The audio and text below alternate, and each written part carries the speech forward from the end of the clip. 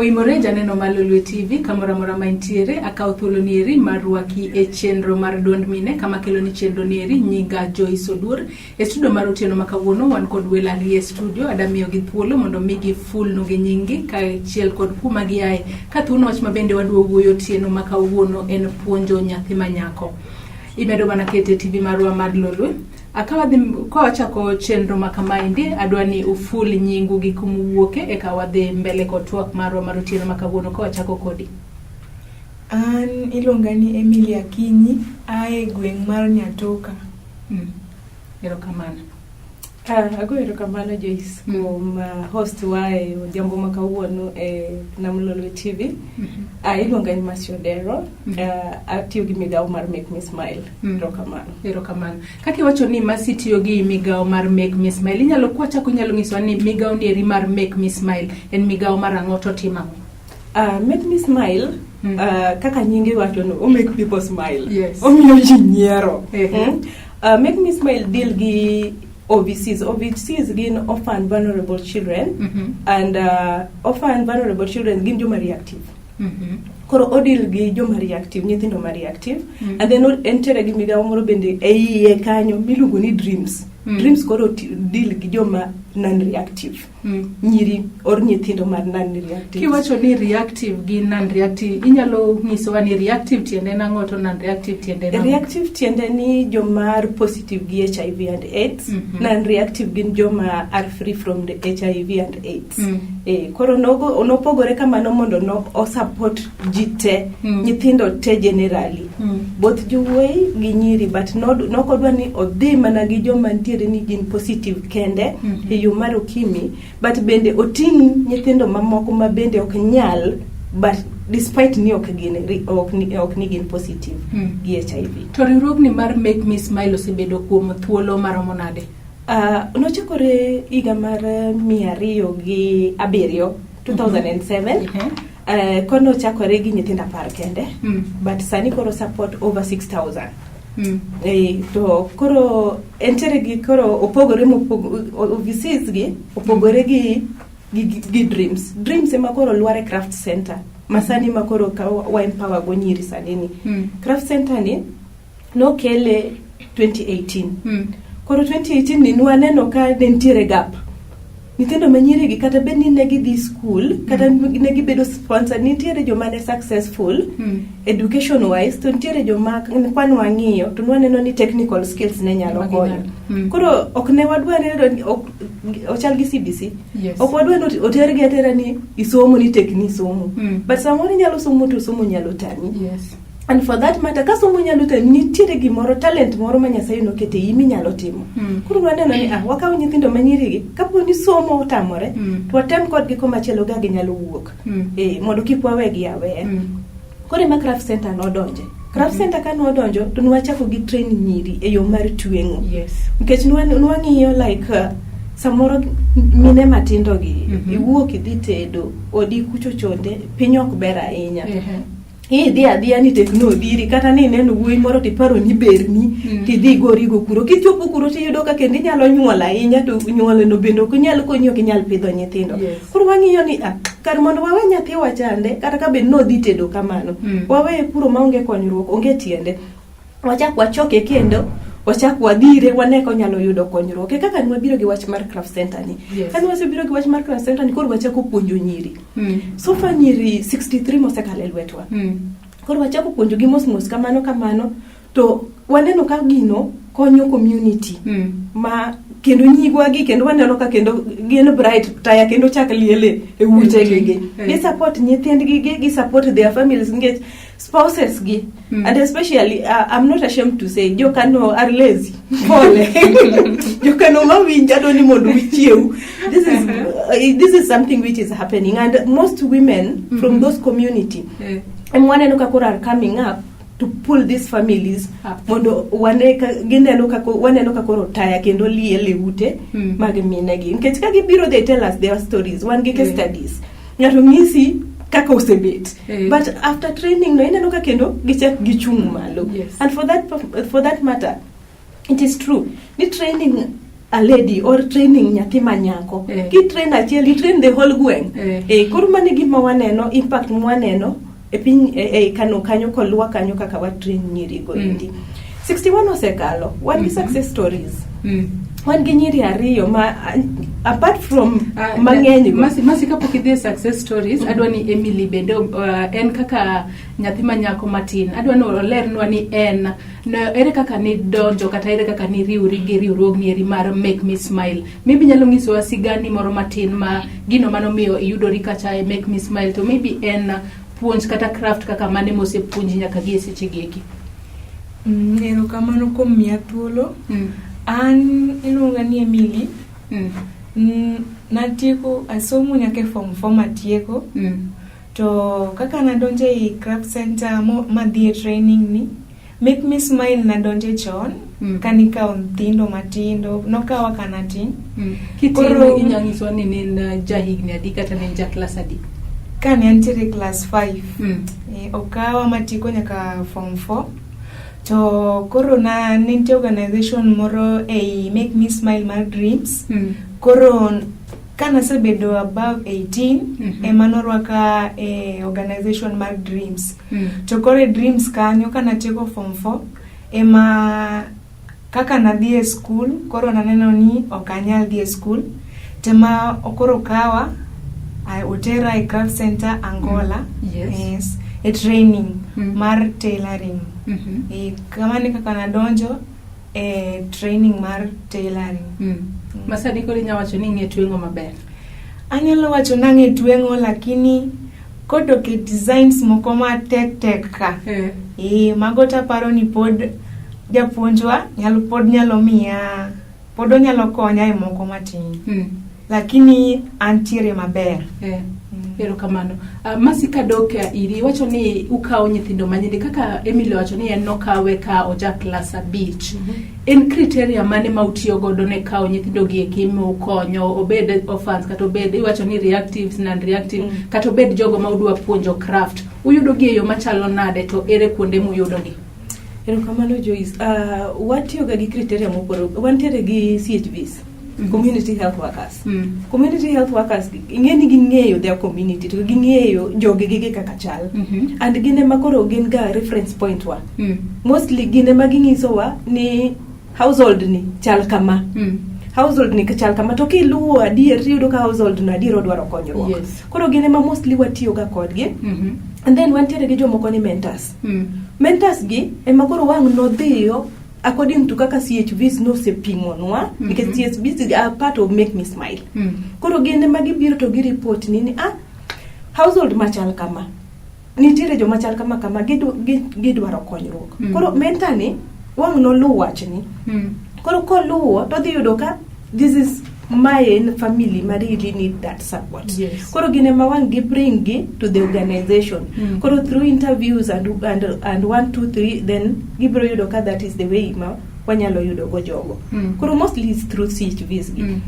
Tuka nyithindo magin total orphans ko tuka nyaka partial orphans ko se ukutimeyo machalo nade? Nitiere category minyalo kawo total orphans. Nitiere household makine kidhi mineno to kata partials go ang ni kawo. Okibiweyo gi. To nyithindo go eko ma reactive kata mago ma gin non reactive ko achako gi mago mag reactive ere kaka ukonyo gi mondo ngimagi odhi mbele yo makare? Nitiere households, nitiere gin iketo gi under a caregiver. For example, in total orphan maybe in reactive, imanyo caregiver jaluo ok cause ga relative. Kore ka relative moro ma ing'iyo ka ng'ama en responsible. Koro we support that family fully ni mondo nyathino bede iye kanyo. Kasto kony koro dhine familia no kose kony koro dhine familia no nikech nyathino. Koro yani for example ka gin nyithindo mang'eny timanyo kaka koro ang ni pog gi e families or kantiere ng'amo yie house gi gite tiketo gi under that caregiver to all the support koro dhi kanyo endi nikech samoro dala gi odong gunda but there is a relative somewhere. Koro we put them under that caregiver gite. Koro kwaseketo gi under caregiver no endi to koro caregiver ne makony te dhi kuome kalo kuome through CHVs mwawacho gi mentors gi gin magi monitor to gitero gimora mora kuchochonde school fees and every other thing. To be nitiere school fees ma ji onego bed ni chulo kata kuse kaw ting' mar nyathi to ka ting' mar kila kitu. Be nitiere moro ma janyuol kendo chulo kata caregiver dhi chulo bang'e kose onge? Make me smile kose kawi ni in familia mar make me smile. Wach ni gimora mora machandi koro onge. Wakaw ting' mar gimora mora from kako chako kodino nyako neni e level monge ni in successful. Make me smile ok bol ngamo sekao. Emily kwa doka iri nyalo nyiso ni make me smile osekonye yo machalo nade kopogore gi training amara tuengo gi kaka nopuonji kochakore class 5 nyaka komichope gi seche gi eki. Gin puonj kaka mage mopogore gi mag tuengo gi kata mag terie school mosekonyi godo nyaka sani minyalo pimo ne jogo maneni?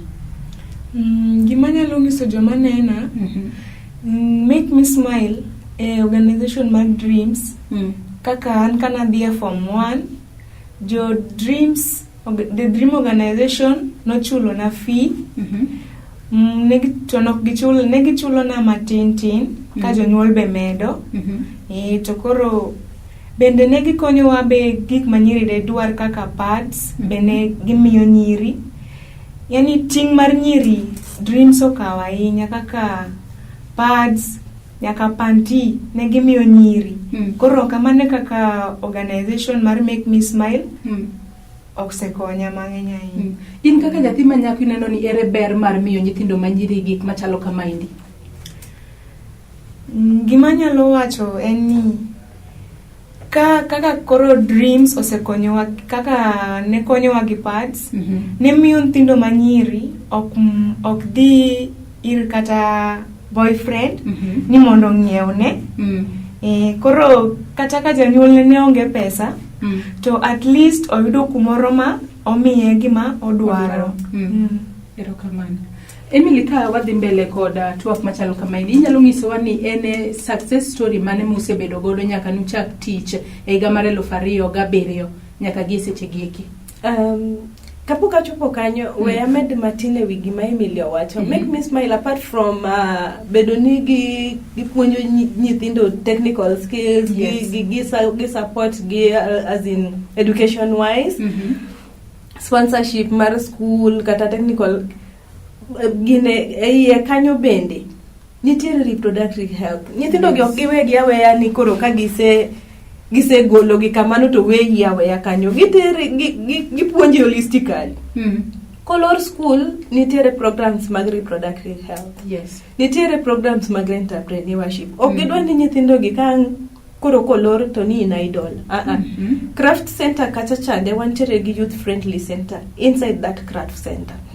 Koro nitiere puonj mag reproductive health e yekuro.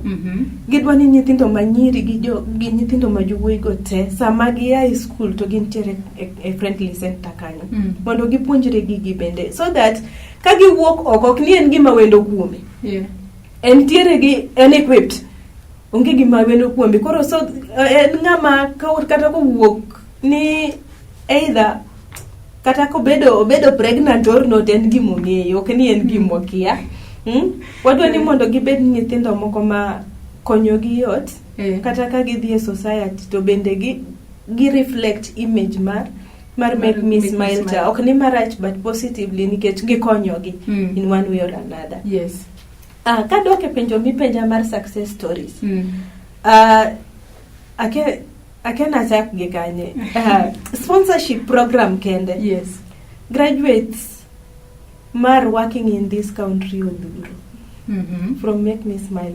Elwet make me smile kende. Last year, let me speak of a recent incident. Last year, nyithindo manokadho penj kokalo elwet make me smile. Mantera gi airplane kende as so many. And for that matter, ongisi ni make me smile komako lwet nyathi to make sure ni nyathi en nyathi modwa neno kinyo, ken nyathi modwa konya for the sake of konye. To kata kwa doke craft center. Craft center kata nyiri manyo graduate nyoro. Negi make sure ni ok gini graduate to gibolo gi kanyo. Gi graduate gi gimore elwet gi. Gi graduate negi miyo gi charende, gimiyo gi material. At the same time, Ida Odinga Foundation bende nitiere kodwa. Beno promise wa some money mondo gitimango for a business startup mar nyiri gi ok gidwa ni mondo wegi aweya gidwa ni mondo gidhi mbele despite situation magintiere gidhi ni giwuotho gi make me smile all along every 3 months wabro bet nwacheko nyiri gi mondo wang'e ni gidhi mbele koso gidhi mbele craft center kacha nitiere orders ma samoro wayudoga orders they are part of that orders the moment me say graduate you are part of that order we allow them mondo gibuge craft center gi mashinde gi mondo nikech mashinde mane ei craft center nyalo bet ni ok nyalo romo gi gite to ne wan gi machine mano romo nyiri te mano graduate koro ginyalo duogo gi mashinde gi go sama order nitiere gibet abeta iye kanyo craft center duong to gidhi mbele gi order yagitieko order no meanwhile business startup mwachako ne gigabe wa make sure ni dhi mbele koro wa monitor gi okwadwa ni wajwangi wadwa ni mondo gin joma dhi mbele ok ni train ngato timiyo that skill bedo wasted away mano onge gimitimo erokamano dwa ni wakaw yoyo matin kaeto biro duogo Ajamno Lolwe TV wabiro kaw yoyo matin kaeto biro duogo e tielo mar ariyo mar chenro nieri mar duond mine aka studio mar otieno makawuono an kod welo ariyo mano eri Masi Odero ma en coordinator mar riwruogno ero mar Make Me Smile kaachiel kod Emily Akinyi ma bende en achiel kuom nyirigo eko moseyudo kony kata mayudo kony kowuok e riwruogno mar Make Me Smile kotieno makawuono thuon wach ma bende wawuoyo en puonjo nyathi manyako ka riwruogno ero mar Make Me Smile owuok oko ayanga mar konyo kod puonjo nyithindo go eko manyiri kaachiel kod mayowuoyi e gwenge go eki mag Nyanza mondo mi gidhi mbele kod ngimagi e yo makare. Imedo mana kete e TV marwa mar Lolwe.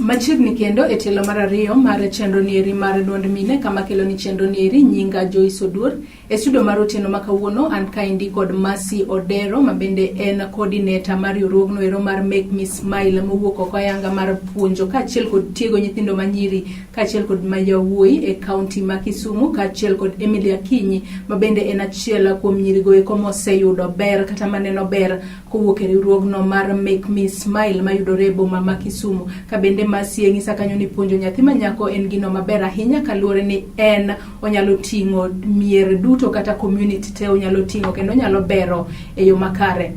Akawa dhi mbele kod twaka ka wachako kodi Emily. Inyalo ngiso ni in achiel kuom jogo mo graduate graduation mancha utimo ni kose oyo to no mi charan. Ere mpango ma in godo ne charandi mo mino ero? Ero kamano kuom miya thuolo kendo. An achiel kuom jok mano graduate to kendo nayudo charan to charan manayudo ni an godo gi plan kaka wan gi Ida Odinga no wacho ni bro konyowa gi obro oro pesa matin mondo wang'iew go materials wachak go business koro an kaka Emily an gi plan mar manyo kumoro maber manyalo chake business na gicharan na momiani to bende pod koluongo wa order kaka japonjo sewacho to anyalo tingo charan na be adhi godo adok godo kuro tatimo go watwango order mowachno to waduogo godo kuma ayiero no ino erokamano. Akawa doko kuomi Masi awijo ka Emily dongi ni japuonja. Inyalo ngiso ni nitiere startup miyo nyithindo go eko mose graduate. Startup no imiyo gi in terms of pesa kose ere kaka utimo mondo mini nyithindo gi kata ka gise graduate okiwegi e lwet nono to giyudo gino magi makre go de lwet gi mondo giendeleza biashara margi. Erokamano Joyce kendo esa migao mar ariyo michake miyo wali. business startup ni wamiyo gi charan, wang'iewo negi material. It's like wa equip workshop matin mochako gono. Yes. Wamiyo gi material, wamiyo gi charan, wang'iewo negi uzi. Then ka en ng'ama dhi chako gi kar chulo rent, wanyalo miye ka siling 10,000 kamae mondo omakrego one kako chako go. But bende wa encourage gi ni ginyalo biro as a group. Kaka negi graduate no. To giyud one center. Koro center no kagiseyudo. We are even planning from Make Me Smile mondo wagera business startup center for them. It's a long-term solution, but for the time being, ne wadwaro ni mondo gibi together. Gichak kamora chiel. Kata ben ni en rent, to gichule kamora chiel. Ok ni ngani chulo rent, mondo gichok pesa gi no mondo oting gi malo. Koro mane paro mane wan go. Kata kapo ni wan gi order, ka gichokore kamora chiel, to onge tiende mondo giting charan ka gibire craft center. Kama gintiere sa mwamiyo gi order to gitimo ka gisetieko. To gikelo, then we deliver to a client mane order the nini mane order mare no. Mane gima waparo kodgi. Ok wadwa wegi aweya kamano, wadwa ni mondo waket gi mondo gibed jomotegno. Kata ka jowadgi ma achien ka, to yud kuma nyalo donje gi mashinde gi ka. Ok ochuno ni nyaka gibed ni gi rent ot pile ka pile, because it's expensive to rent. Onge tiende mondo gi rent pile pile. Waket gi kamora chiel, kosariwo gi kamora chiel, to ka en rent michulo di chiel. Yes. But en gima ginyalo yude profit. So far kupogore gi nyithindo gi eki 13 mano graduate higanieri. Be nitiere nyathi ma usekonyo ba o disappoint kaka Make Me Smile kose onge case mora museneno kaka mano. Nikech nyalo yudo ni upuonjo nyathi to bang' thuolo matin oringo kata utimo timbe moko ma ok ber. Yes, mago tok nyalo koso. Mago nitiere. Kata the period mane watemo tiego nyiri moko gi. Mago cases mane waromo. Koro nitiere ng'ama nigi interest. Yes. Nde ng'ama nitiere chunye gombo mondo konye. To nitiere ng'ama kata ikonye nade to kodwa no konye. Nitiere nyathi ma awachoga ni ng'i background ni. Yes. Nitie nyathi moneno background ne. Nitie nyathi mo background ne no kinene ne kato nene. Koro nitie moro ma kata ngitime nade Joyce konye kwang no bed mayot. Kata wange yua mitere koni konye kwang no bed mayot. And mostly over 18 osebedo an adult. Koro ibro la we up to a certain point mabro tamo wangi koro wang ni release. Like I have a case. Nyako moro ilongo ni Cynthia. Cynthia ne wadhiro up to a point mane wange ni Cynthia was ready for exams. But Cynthia no elope gi dichuo. Watemo lawe, watemo manye, watemo duoge for sometimes to not amo wangwa. Mano elope modhi kamano. Koro nitiere cases manyalo tami. Inyalo temo, mitem matamo wangi. Koro mano to is out of hand. Oge giminyalo timo. But nyathi mong'iyo background ne madala. Kaka nyathi manyako samoro nyalo paro mama gi. Yes. Nyathi manyako samoro nyalo paro wuon gi kata nyithindgi moko. Nyathi aina no konyo yot seriously. Koro mago cases manyalo bete ok anyal riambo ni ok obeti. Kwa nini Emily nyalo nyiso ni lek mari higni 10 kowuok sani en mane in kaka nyako mose graduate kowuok e riwruogno mar Make Me Smile. Ere kumineno rie ko higni 10 kowuok sani ka luore gi puonj go eko duto te miseyudo kowuok ko Make Me Smile ne gi puonji chakre class 5 nyaka kumichope sani. Gima dawachi ko chakre sani kaka gima sanene Make Me Smile. Anyalo wacho ni endalo mabiro mbele agombo mondo an bende abede kiwango kaka osemia charan. Anyalo chako twengo mabed kata gi kuma twenge kumoro maduong'. Manyalo yude pesa maber makata koro akonye nyithindo moko man chien matin. Yes. An bende atingie malo matin. To kenda puonje nyiri wetena kagik mani puonja Angola nikech kaka make reproductive health mantiere. Bende anyalo puonjogi. Lek na man godo en ni abede kaka jopuonjewa mane nitiere mane puonjowa kuma ne wa train eno endo. Erokamano. Masika wadok kuomi, make me smile higni 10 kuwuok kawuono. Inene no biro chopo kanye to be kopogore gi twengo. Be nitiere crafts mamoko ma ugombo mondo uventure into kata mondo ukete craft center uno manyalo bero ngima nyithindo go eko Manyiri. Like mar make me smile duong. Number one Joyce, can you make me smile kawuono? Kuma nwachake bor, kuma wadhi kata bet ni bor to koro kubor ahinya. Number one, in 10 years to come, make me smile, number one should have an industry mar textile. Mano gima is there. Obeda ga separate entity mar industry mar textile. Apart from mano, onego obedgi a vocational training institute maduong. Is not only training on textile, but is also venturing on other technical skills. Because we are looking at kwanyalo wadwa puonjo joma chuo, wadwa ni mondo wapuonjgi loso sandals. Yes. In the near future. Mano gima is in the pipeline. Wadwa ni mondo wachak kodgi loso sandals. Apart from mano, wadwa kelo salon, beauty therapies, and so many things. Agriculture be watim alongside gik mwatimo giendi. Craft center kama wantiere kama wapuonje nyiri loso lewni ni. Wantiere gi kitchen garden, wapuonjo gi ni okochuno sama bendi timo gigi nyaka bendi par puothi. Yes. Ok ni siling 10 miyudo kani idhi ngiew ga lot. Lot idhi ngwedo, ok idhi ngiew. Koro be mago gik mantiere pachwa. Agricultural part no bende wa venture in mondo wangis ji ni okochuno ni siling 10 ni onego bed ni chulo school fees. Oro timo some other things. Okonego bed ni gik menyalo yudo machiegni kodi bende kawo pesa kidhi ngiew. Koro wahero ni mondo watingre kamano. But Aneno makes me smile in 10 years time having its own industry ma textile and a complete vocational training institute mantiere gi electricals and electronics, plumbings, mantiere gi carpentry, mantiere gi shoemaking, because that manot wachako like in some years to come. Yes. And so many other things. Aneno make me smile with a very bright future and a future for that community. And so many other, because when we are a vocational training institute, madam, we'll be having ourselves. Yes. And Jinyalo Biro from all over the country. Aneno makes me smile, people can talk about in this country. To make me smile, yudore gwenge mage Kisumu kaidi. To be wacho ni support nyithindo mopogore gimoro ma wiyo wil penji chien kuro ka nyithindo kochakore higni adi nyaka higni adi kose ka bora tu en nyathi mochando kata ma vulnerable. Wanyalo ga kawo nyithindo kochakre higni 5 kadhi mbele.